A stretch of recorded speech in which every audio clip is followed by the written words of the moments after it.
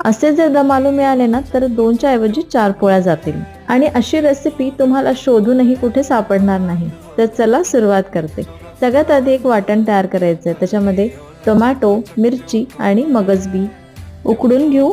दुसरीकडे कांदा तळून घेतला आणि या भाजीसाठी मसाला पण आपण घरीच केला, ज्यामध्ये धणे, जिरे, बडीशेप आणि मिरे थोडं गरम करून घेतलं आणि त्याची पावडर तयार करून घेतली.